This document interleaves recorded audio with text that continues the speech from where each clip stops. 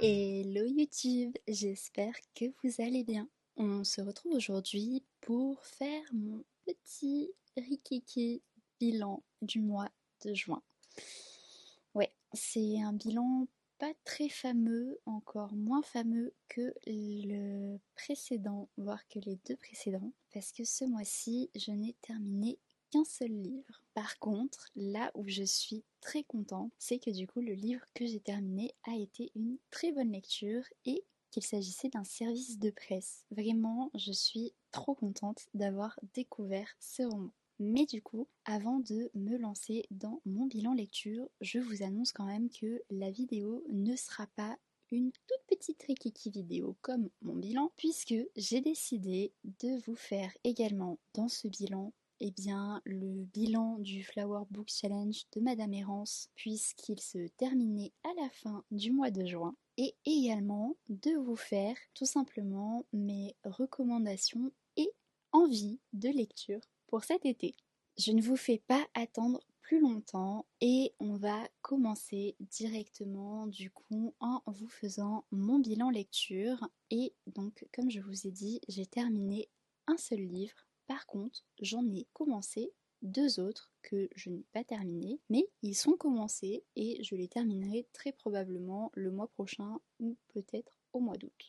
Tout dépendra de ma vitesse de lecture. Tout d'abord, du coup, le roman que j'ai terminé, il s'agit de Coup de foudre ou presque à Hawaï de Alex Keane. Et du coup, c'est un roman que j'ai reçu au format numérique en service de presse. Je remercie grandement l'autrice de m'avoir fait confiance pour que je puisse découvrir son roman et ça a vraiment été une très très bonne découverte. J'avoue que c'était du coup une candidature spontanée de ma part. Il n'y avait pas forcément obligation à ce que je reçoive le roman, mais j'ai été sélectionnée et du coup c'est pour ça que je remercie énormément l'autrice. Et du coup j'avais candidaté parce que vraiment le résumé m'intéressait de fond et je pense que voilà, si j'avais pas été sélectionnée, vu comment le résumé m'intéressait de toute manière, je me serais procuré son roman en l'achetant et je ne m'étais pas trompée. Ça a vraiment été une très belle découverte. Pour vous faire un petit résumé, on va suivre Simon et Kay sur une des archipels d'Hawaï et tout ne va pas super bien commencer entre nos deux protagonistes. Pour faire simple, la famille de Kay est propriétaire d'un hôtel resort sur l'archipel de Kauai. Je suis toujours pas sûre de la prononciation, même si ça doit faire au moins 4 vidéos où je vous parle de ce roman, mais c'est pas grave, on a l'habitude. Et en fait, l'hôtel ne va pas super bien. Et du coup, l'oncle de Kay, le propriétaire du resort, a décidé de faire appel au financement d'une entreprise touristique française. Quand je dis une entreprise française, je parle d'une entreprise métropolitaine. Et justement, un jeune homme de cette entreprise doit venir passer quelques jours au resort pour sceller le sort de l'hôtel et savoir si oui ou non l'entreprise financera une partie des rénovations et voudra être partenaire avec l'hôtel pour les années à venir et du coup pouvoir relancer le tourisme. Kay ne voit clairement pas ça d'un très bon œil. Pour elle, ce sont clairement des envahisseurs et ils ne vont absolument pas respecter les coutumes locales, leur famille et puis voilà, c'est son île, elle veut la défendre, elle veut défendre les valeurs qui sont partagées sur son archipel et également les valeurs familiales et elle n'a pas envie qu'un blanc-bec de la métropole vienne tout détruire. Ce qu'elle ne sait pas du coup, c'est que c'est Simon qui va être envoyé et Simon, ce n'est pas du tout, mais alors pas du tout, dans ses objectifs de transformer ce resort traditionnel en une grande chaîne d'hôtels. Bien au contraire, lui, il veut conserver justement au maximum le resort tel qu'il est, simplement le faire revivre, ramener des touristes et lui permettre de partager encore et encore les valeurs de l'île et également pouvoir faire découvrir les beautés de cette île. Le truc, c'est que Simon, pour réussir à faire ça, doit vraiment monter un plan béton pour pouvoir prouver à sa famille, donc sa mère et son frère qui sont les dirigeants de l'entreprise, que son projet est viable et que c'est une bonne idée d'investir dans ce resort. À savoir du coup que Simon est doté d'une poisse légendaire et que tous les malheurs, même les plus improbables, peuvent lui tomber sur la tête. Donc ça a été assez comique dans le roman à plusieurs moments. Et il faut savoir aussi que Kay n'a pas du tout arrangé cette situation puisque pour l'arrivée de Simon avec son cousin, il lui avait organisé une découverte de l'île, mais parce qu'il y a des plus touristiques, puisqu'ils avaient fait un programme très clairement pour le dégoûter et le renvoyer le plus vite possible en France. Bien évidemment, vous vous doutez bien que ça ne s'est pas arrêté là. J'ai beaucoup aimé la dynamique aussi de ces deux personnages, donc de Kay et Simon. J'ai beaucoup aimé l'évolution de Kay qui au départ faisait vraiment un peu gamine et un peu peste sur les bords. Parce qu'elle a vraiment fait des coups bas à Simon. Alors Simon au départ pensait que c'était sa poisse. Kay en rajoutait quand même une bonne couche. Et voilà, j'ai beaucoup aimé les voir évoluer tous les deux, apprendre à se connaître, apprendre à se comprendre et finir par travailler main dans la main. Voilà, j'ai beaucoup aimé les valeurs qui étaient transmises à travers ce roman et bien évidemment, j'ai beaucoup aimé la romance entre Simon et Kay, qui est du coup un enemies to lover et également pour moi, ça reste un slow burn aussi, puisque ils vont quand même mettre du temps à s'apprivoiser et à potentiellement envisager de se mettre ensemble. Donc voilà. En tout cas, c'est un roman que je recommande. N'hésitez pas à aller sur le compte de l'autrice puisque je sais qu'elle a écrit d'autres romans et personnellement je vais m'y pencher parce que franchement j'ai beaucoup aimé sa plume et je suis très heureuse d'avoir pu la découvrir à travers ce roman estival. Du coup il y a deux romans que j'ai commencé également ce mois-ci mais que je n'ai pas terminé. Il s'agit de Un printemps pour te succomber de Morgane Moncomble et de La carte des confins de Marie Réplin. Pour ces deux romans, du coup, je ne vais pas vous dire ce que j'en pense ni vous faire de résumé puisque je ne les ai pas terminés, mais je vous invite évidemment à aller suivre du coup mes prochains bilans lecture pour que vous puissiez avoir mon avis. On va maintenant passer au petit bilan sur le Flowers Book Challenge de Madame Errance qui s'est terminé du coup le 30 juin. Bon, je me suis fait envahir du coup. Pour rappel, il y avait 8 catégories avec 2 sous-catégories par catégorie. Chaque catégorie avait pour représentation une fleur que je vais à chaque fois vous réafficher à l'écran. Là, j'avoue que je vous tourne ce bilan quasiment un mois après la fin du challenge, donc j'ai un peu oublié certains noms de fleurs. Oups. Et j'avoue que je ne l'ai pas noté là sur mes notes, donc j'ai pas envie de dire des bêtises, je vous les afficherai à l'écran. Et je vais vous dire du coup, pour chaque catégorie, tout simplement si oui ou non j'ai réussi à lire au moins un livre de sous-catégorie. Pour la première fleur, nous devions lire soit un livre à la couverture bleue, soit un livre cosy. Pour rappel, pour cette première fleur, j'avais mis pour la couverture bleue le tome 1 de Miss Kilo que j'avais reçu en service presse et pour le livre cosy, j'avais mis Un meurtre absolument splendide. Du coup, pour cette première fleur, eh bien, je l'ai validée en lisant le tome 1 de Miss Kilo. Pour avoir mon avis, je vous renvoie sur mon bilan lecture. Pour la deuxième fleur, on devait soit lire un livre à la couverture rose, soit un livre en lien avec l'Asie, que ça soit par là où se déroule l'histoire, par l'auteur ou l'autrice, ou par les origines d'un des personnages. Et du coup, pour la couverture rose, j'avais choisi de mettre Un printemps pour te succomber. Et pour l'Asie, j'avais choisi de mettre le tome 6 des carnets de l'apothicaire. Je n'ai malheureusement pas validé cette fleur puisque pour ce qui est de Un printemps pour te succomber, je suis arrivée à 52% du roman, donc je ne l'ai pas terminé avant la fin du challenge et je n'ai pas lu de manga durant le challenge, donc je n'ai pas validé cette partie. Pour ce qui est de la troisième fleur, on devait soit lire un livre à la couverture rouge, soit lire un livre en rapport avec la mer. Pour le livre à la couverture rouge, j'avais mis 1984. Et pour le livre en lien avec la mer, j'avais mis le tome 1 de la carte des confins. Tout comme la précédente fleur, je n'ai pas validé celle-ci, je n'ai pas lu 1984 et j'ai commencé la carte des confins, mais comme vous l'avez vu, je ne l'ai pas terminée. J'en suis arrivée à 23% de mon livre. Pour ce qui est de la quatrième fleur, nous devions soit lire un livre à la couverture violette, soit un livre en lien avec une académie, une université, le milieu des études. Pour la couverture violette, j'avais mis le tome 1 de Né à minuit et pour la partie académie, j'avais mis Smart Girl Never Fall in Love at University. Je n'ai pas validé cette fleur et je n'ai commencé aucun de ces deux romans. Pour valider la cinquième fleur, il fallait soit lire un livre à la couverture jaune, soit un livre qui était en lien avec le printemps. Pour le livre à la couverture jaune, j'avais choisi de mettre La face cachée de Margot et pour le livre en lien avec le printemps, j'avais choisi de mettre le tome 4 de Mémoire de la forêt. Pareil que la précédente,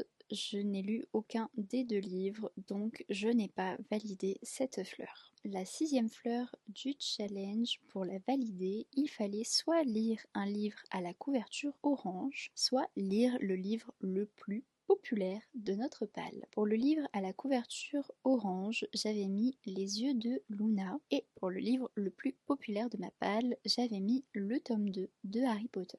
Pareil que les précédentes fleurs, je ne l'ai pas validé puisque je n'ai lu aucun de ces deux romans. Pour la septième fleur, il fallait soit lire un livre à la couverture verte, soit un livre avec du piquant. Le piquant pouvait soit être dans les échanges entre les personnages, soit être dans le sens une scène un peu spicy. On pouvait l'interpréter de différentes manières. Pour le livre à la couverture verte, j'avais choisi du coup de mettre Coup de foudre ou presque à Hawaï et pour le livre avec du piquant, j'avais choisi de mettre le tome 1 de 50 nuances degrés. En voyant le bilan, vous l'aurez compris, cette fleur-là, je l'ai validée grâce au livre à la couverture verte puisque j'ai lu Coup de foudre ou presque à Hawaï. Et enfin, il y avait une fleur bonus et pour valider cette fleur bonus, il fallait soit lire un livre à la couverture marron, soit un livre sombre, donc là on partait plutôt sur du polar, des histoires assez sombres quoi, enfin je sais pas vraiment comment l'expliquer mais c'est vrai que dans les exemples elle avait donné polar, thriller, enquête, etc. Et du coup pour la couverture marron j'avais choisi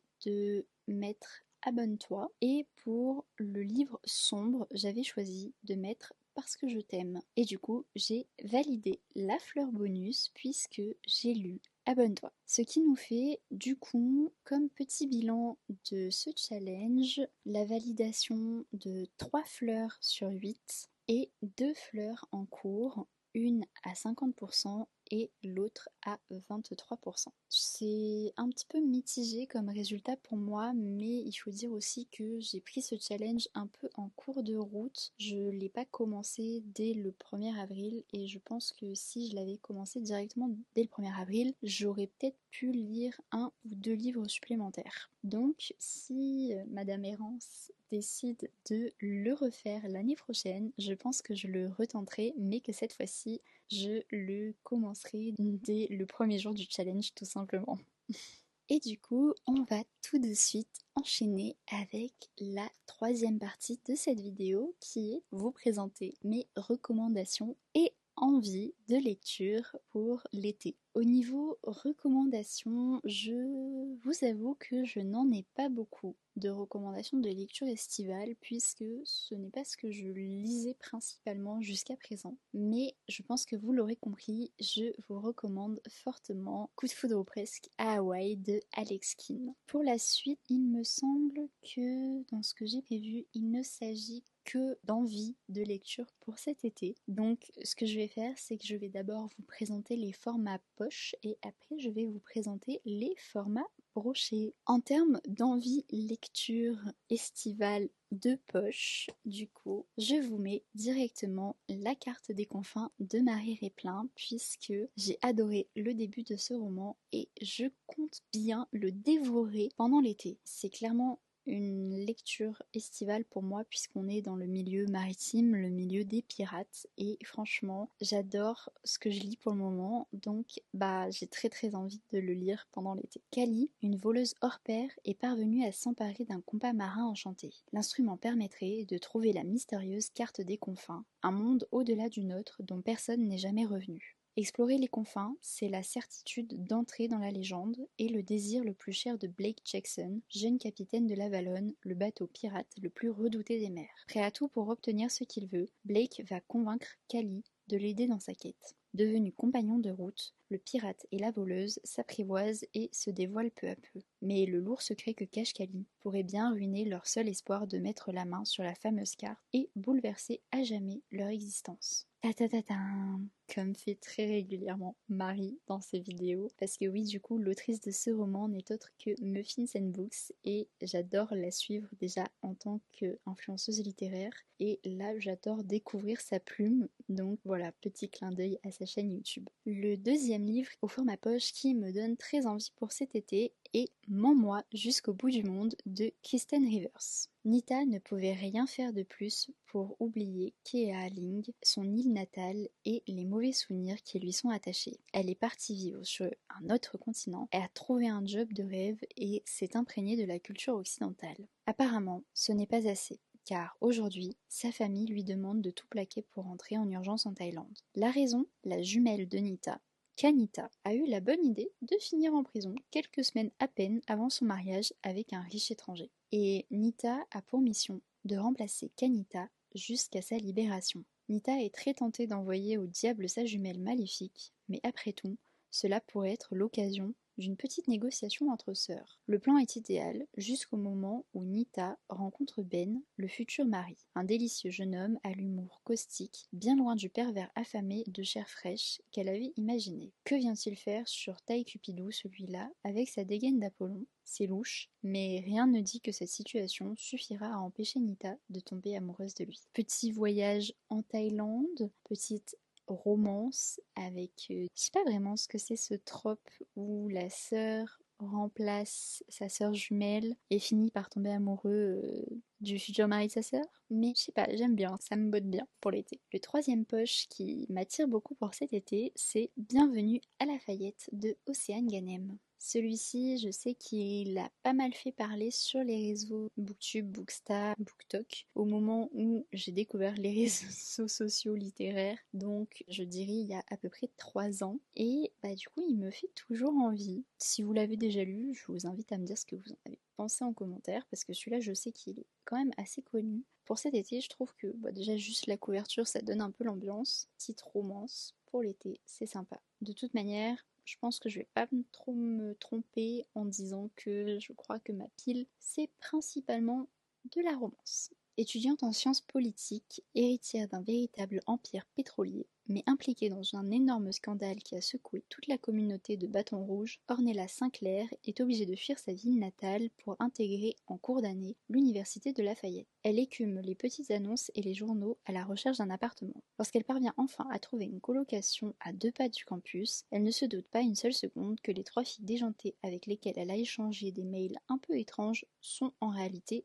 des garçons. Quelque chose qu'elle s'était promis d'éviter. Et la voilà qui débarque au beau milieu d'un repère de mâles sublime et excentrique. Entre Camille, le musicien à vif et hyperactif, Andrea, le beau muet aux doigts de fée, et Ocean, le militant écologiste profondément épris de liberté, Ornella ne sait plus où donner de la tête. D'autant plus qu'Ocean a un très gros défaut aux yeux d'Ornella, il est beaucoup trop attirant, en plus d'être prodigieusement agaçant. Le quatrième poche qui me donne énormément envie pour cet été est également un joli bébé très connu des réseaux sociaux littéraires et il s'agit de Tout le lendemain de Lily Blabla. Pareil que le précédent, si vous l'avez lu, je veux bien avoir votre avis. Je sais qu'a priori il fait pleurer et que j'ai intérêt à prévoir la boîte de mouchoirs, mais il me donne quand même très envie du coup pour cet été. Chris et Chloé s'adorent autant qu'ils s'exaspèrent. Plus de 3 minutes dans la même pièce et c'est l'apocalypse. Et pour cause, Chloé n'a jamais pardonné à Christopher Dean Lewis de lui avoir brisé le cœur quand ils étaient plus jeunes.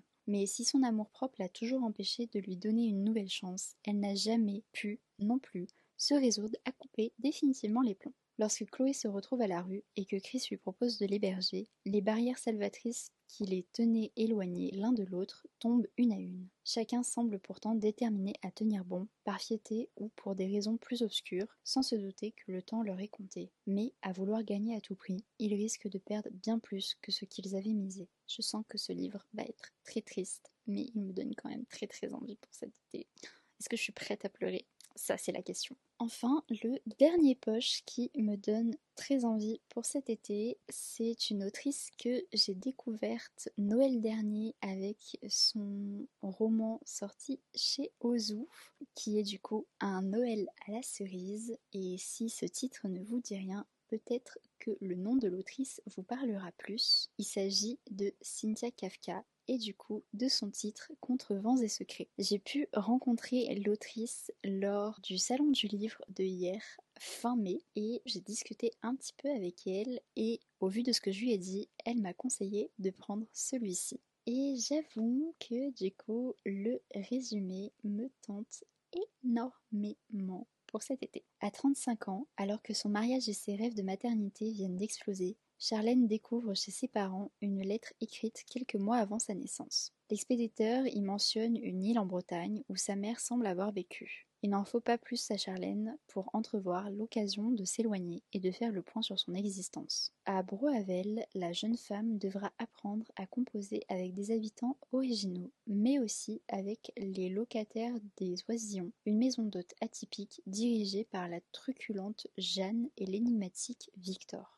Elle va surtout tenter de découvrir ce que sa mère est venue faire sur cette île. Ce secret, elle le sent, pourra bien tout changer. J'adore les livres où il y a un fond d'enquête et des secrets familiaux. Vraiment, je sais pas pourquoi, mais j'adore pouvoir me faire justement des petites suppositions dans ma tête, mener l'enquête avec le personnage, essayer de comprendre ce qui s'est passé et voir du coup à la fin si mes suppositions étaient les bonnes ou pas. On va du coup passer à mes envies lecture de cet été au format broché et je peux vous dire qu'il y en a un paquet. Très clairement, je vous présente mes envies, mais je sais très bien que je n'aurai absolument pas le temps de tous les découvrir cet été. Peut-être que je déborderai un petit peu sur le mois de septembre, mais voilà, je reste totalement lucide, je n'aurai jamais le temps de tout lire, mais ça me fait plaisir quand même de vous les présenter parce que c'est ceux qui me font énormément envie pour cet été en ce moment. Je commence du coup par vous présenter tout simplement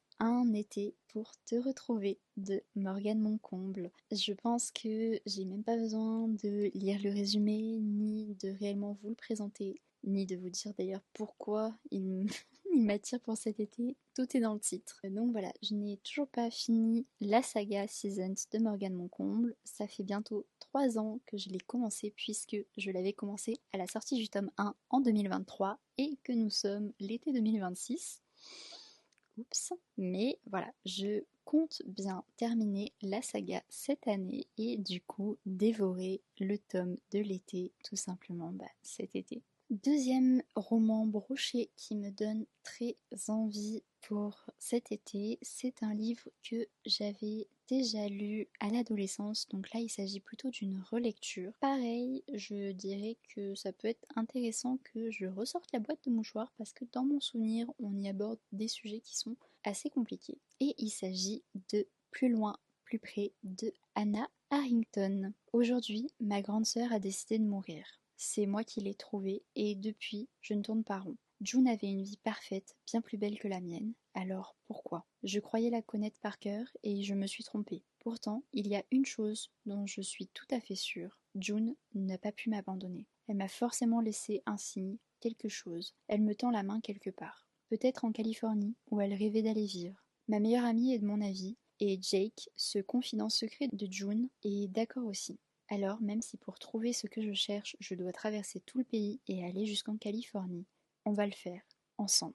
Je me souviens qu'à l'époque j'avais beaucoup aimé ce roman, mais c'est vrai que j'en ai gardé très peu de souvenirs, donc j'aimerais le relire et savoir du coup si il a toujours sa place dans ma bibliothèque. À l'époque justement, je l'avais lu en été. Je pense que ça avait peut-être joué sur le fait qu'il me plaisait autant. Et j'avoue aussi que clairement, même si le sujet est très triste à la base, ça part sur un petit road trip direction la Californie et je trouve que ça fait du coup très ambiance estivale. Troisième roman format brochet que j'ai très envie de découvrir cet été. Il s'agit de Tout finit par un baiser de Kate Cleese, je sais pas comment on dit, je ne connais pas l'autrice. Et je pense que juste à la couverture, vous allez comprendre pourquoi ce livre m'envoie des vibes très summer. Une erreur de bagage et voilà les Sprinkles, Coco et sa mère Daisy avec les valises des Nelson et les Nelson, Andrew et Webb, je ne sais pas comment ça se dit, son fils,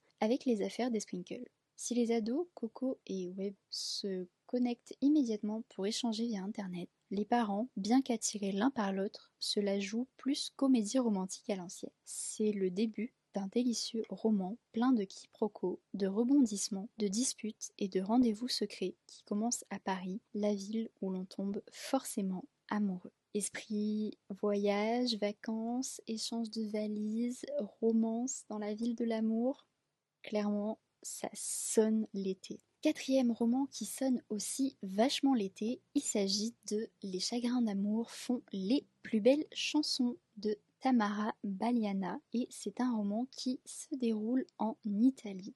C'est pour cette raison que je trouve qu'il fait très fortement estival et qu'il me donne très envie pour cet été. Ilaria Milazzo, répétitrice à l'Opéra de Vérone, la ville où elle a grandi, tombe amoureuse comme elle chante, c'est-à-dire tous les jours.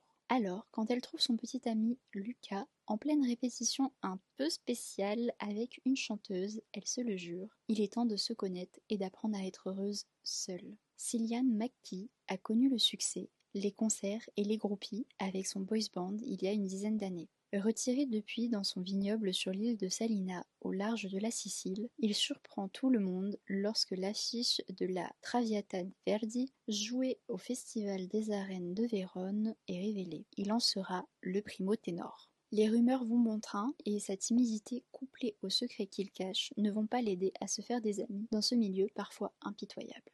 Cillian est doué, mais ne parvient pas à faire passer l'émotion face à sa partenaire, la célèbre Emily Hurley. Hilaria pourra-t-elle l'aider à s'ouvrir aux autres, au public et à elle? J'avoue que je ne connais pas encore la plume de cette autrice. Je l'ai rencontrée aussi en salon au mois d'avril. Non, peut-être pas au mois d'avril, fin mars peut-être. Je sais plus, c'était soit fin mars, soit début avril. Il y avait un salon près de chez moi où l'autrice y était. Et du coup, j'en ai profité pour me faire dédicacer le roman. Et je me suis dit que cet été, ça serait la parfaite saison pour enfin le découvrir. Et même si je n'ai encore jamais découvert sa plume, je vous le dis tout de suite, j'ai commandé sur sa campagne Ulule son prochain roman pour l'automne, qui est du coup Tricot, Cidre et Mauvaise foi. Et pareil, le résumé me donnait trop envie pour cet automne, donc j'ai pas pu résister. Cinquième roman qui sonne à fond l'été, il s'agit de Jeux interdits des Emma Green. Donc du coup c'est le tome 1 de la saga. Les Emma Green, j'avais découvert déjà leur plume dans un roman, mais j'avoue que le sujet du roman ne m'avait pas spécialement plu, donc je leur laisse une deuxième chance avec celui-ci du coup. À 15 ans, j'ai rencontré mon pire ennemi. Sauf que Tristan Keane était aussi le fils de la nouvelle femme de mon père. Et ça faisait de lui mon demi-frère. Entre nous, la guerre était déclarée et on n'a pas tenu 2 mois sous le même toit. À 18 ans, le roi des emmerdeurs revient du pensionnat où il a été envoyé pour le lycée. Il a son diplôme en poche, les yeux les plus perçants qu'on ait jamais posés sur moi et un sourire insupportable que j'ai bien envie d'effacer de sa gueule d'ange. Ou d'embrasser juste pour le faire taire. Mais ça, ce serait bien la pire idée qui soit. Entre Liv et Tristan, c'est à celui qui tiendra le plus longtemps, sans craquer, sans commettre un meurtre, sans jouer avec le feu, ou pire, tomber éperdument amoureux. Ce roman me renvoie un peu des vibes à la D-Dimension et c'est une saga que j'avais tout simplement adorée à mon adolescence et j'avoue que j'ai un petit goût de reviens-y et du coup j'ai bien envie de découvrir celui-ci qui pour moi part un peu sur le même concept. Sixième roman format brochet que j'ai envie de découvrir cet été, il s'agit de 6 ans de Elle Sévenot. Je ne connais absolument pas cette autrice, mais ce roman m'intrigue particulièrement et pareil, me renvoie plutôt des vibes estivales, donc j'ai très envie de le découvrir cet été. 6 ans d'écart qui ont suffi, lorsqu'elle était adolescente, à ce que Victoria ne se rende jamais compte de l'amour que lui portait le jeune Raphaël, et n'est Dieu que pour son grand frère bien plus attirant. 6 ans sans se voir depuis que Victoria a quitté la ville du jour au lendemain avec sa famille, laissant désespéré celui dont elle était la baby-sitter. Quand Victoria revient des années plus tard, il ne faut que 6 secondes à Raphaël pour tomber de nouveau amoureux d'elle. Sauf qu'il n'est plus un enfant et compte bien le lui prouver, quoi qu'en dise son frère. C'est un Hitchcape et pour une fois, c'est elle qui est plus âgée que lui. Et j'avoue que je suis assez intriguée de voir comment le sujet va être abordé parce que c'est pas vraiment ce que j'ai l'habitude de lire, mais ça m'intrigue. 7e roman que j'ai envie de lire cet été et c'est un peu la même histoire que Plus loin plus près. C'est un livre que j'ai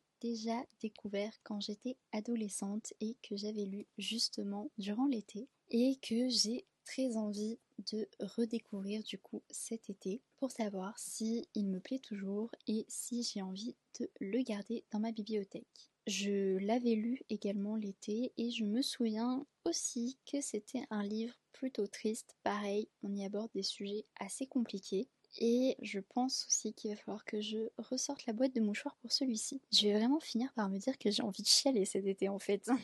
Il s'agit du coup de Le vide de nos cœurs de Jasmine Varga. Ezel a pris sa décision. Elle doit disparaître. Depuis que son père a provoqué l'accident fatal qui a marqué sa petite ville à jamais, la vie est devenue trop difficile à supporter. Cependant, elle n'est pas sûre d'avoir le courage d'y arriver seule. C'est alors qu'elle découvre Smooth Passages, un site qui lui permettra de trouver un compagnon pour oser sauter le pas. Elle choisit Frozen Robot, alias Roman, lui aussi victime d'une tragédie familiale. Ezel et Roman n'ont rien en commun, mais ils commencent à s'apprivoiser petit à petit. Lorsque la date fatidique approche, Ezel se pose des questions. Mérite-t-il de s'infliger un tel sort quand l'amour semble pouvoir guérir les blessures les plus profondes? Et comment convaincre Roman dont le cœur est vide depuis trop longtemps? Gros trigger warning du coup, sur ce roman. On y aborde le deuil tout comme dans Plus loin plus près, mais on va également y aborder le sujet du suicide. Donc gros trigger warning si ce sont des thèmes qui peuvent vous choquer. Moi je pense que je vais juste chialer un bon coup, mais voilà, je préfère prévenir au cas où. 8e roman que j'ai très envie de découvrir cet été. Je pense que je vais pas avoir besoin d'expliquer pourquoi. Et il a fait beaucoup de bruit sur les réseaux sociaux. Il me semble que c'était l'année dernière. Il s'agit de Un été à New York de Alex Astor. Si vous l'avez lu, pareil, je veux bien avoir votre avis dans les commentaires. Et sinon, du coup, j'espère pouvoir, moi, de mon côté, le découvrir d'ici la fin de l'été. Ils ont tout du couple parfait, mais leur relation expire à la fin de l'été. Et là, scénariste de 27 ans se voit offrir l'opportunité d'une vie, travailler sur le scénario d'un film à gros budget se déroulant à New York. Seule ombre au tableau, voilà des mois qu'elle n'a pas écrit une ligne. En désespoir de cause, elle décide de briser la promesse qu'elle s'était faite et de retourner vivre dans la grosse pomme le temps d'un été. Mais les étoiles semblent s'être liguées contre elle, car son nouveau voisin n'est autre que Parker Warren, célibataire le plus en vue du moment. Si leurs retrouvailles sont explosives, Ella le déteste cordialement